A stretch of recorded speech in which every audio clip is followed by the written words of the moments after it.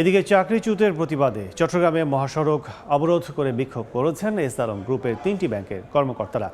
এই মুহূর্তে নগরীর মইজা টেক এলাকায় আছেন সহকর্মী পার্থপ্রতিম বিশ্বাস, সরাসরি যাচ্ছে তার কাছে। প্রতিবাদে আজকে চট্টগ্রামের যে মইজ্জারটেক এলাকা রয়েছে এই এলাকায় কিন্তু আন্দোলন করছেন চাকরিচ্যুত কর্মচারীরা। সেক্ষেত্রে আমরা দেখছি আজকে সকাল থেকেই তারা কিন্তু এই মইজ্জারটেক এলাকায় আসলে আন্দোলন করছিলেন এবং এরপরে কিন্তু চট্টগ্রামের শাহবানার ব্রিজ এলাকায় আসলে যান চলাচল পুরোপুরি বন্ধ হয়ে যায় এবং আপনারা দেখতে পাচ্ছেন আসলে সম্পূর্ণ অনৈতিকভাবে তাদের যে বক্তব্য সেটি বলছেন সোশ্যাল ইসলামী ব্যাংক, পিএলসি কর্মকর্তা, এছাড়া ইসলামী ব্যাংক রয়েছে, ইউনিয়ন ব্যাংকের যারা কর্মকর্তা কর্মচারী রয়েছেন তাদেরকে কিন্তু অবৈধভাবে আসলে চাকরিচ্যুত করা হয়েছে এমন অভিযোগ কিন্তু তারা এখানে করেছেন এবং তারা বলছেন তারা সম্পূর্ণ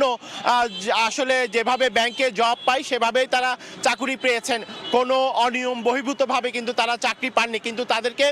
চাকরি থেকে বিনা নোটিশে কিন্তু আসলে অনৈতিকভাবে জোরপূর্বক চাকরিচ্যুত করা হয়েছে এমন অভিযোগ কিন্তু তারা এখানে করেছেন এবং সেক্ষেত্রে তারা বলছেন অনতিবিলম্বে যাদেরকে চাকরিচ্যুত করা হয়েছে তাদেরকে যাতে 3টি ব্যাংকের যারা কর্মচারী রয়েছেন তাদেরকে আবারও কিন্তু চাকরিতে ফেরত আনা হয় সেই জন্য কিন্তু তারা দাবি জানিয়েছেন। তবে আজকে সকাল থেকেই আমরা যেটি দেখেছি এখানে আন্দোলন শুরু হওয়ার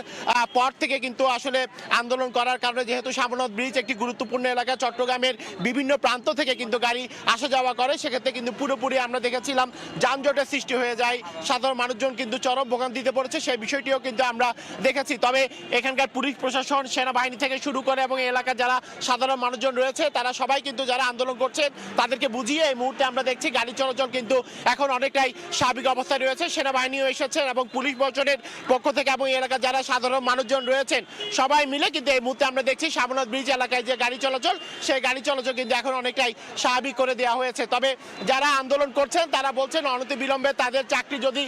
ফেরত দেওয়া না হয় তাহলে কিন্তু তারা আরো বড় কর্মসূচির দিকে যাবেন এবং তাদের একটি দাবি হচ্ছে যাদেরকে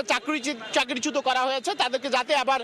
চাকরি দেওয়া হয়। এই ছিল আমার কাছে এখনো পর্যন্ত চট্টগ্রামের মইজ্জারটেক এলাকা থেকে এখানকার সর্বশেষ খবর। এতক্ষণ সরাসরি ছিলাম চট্টগ্রামে।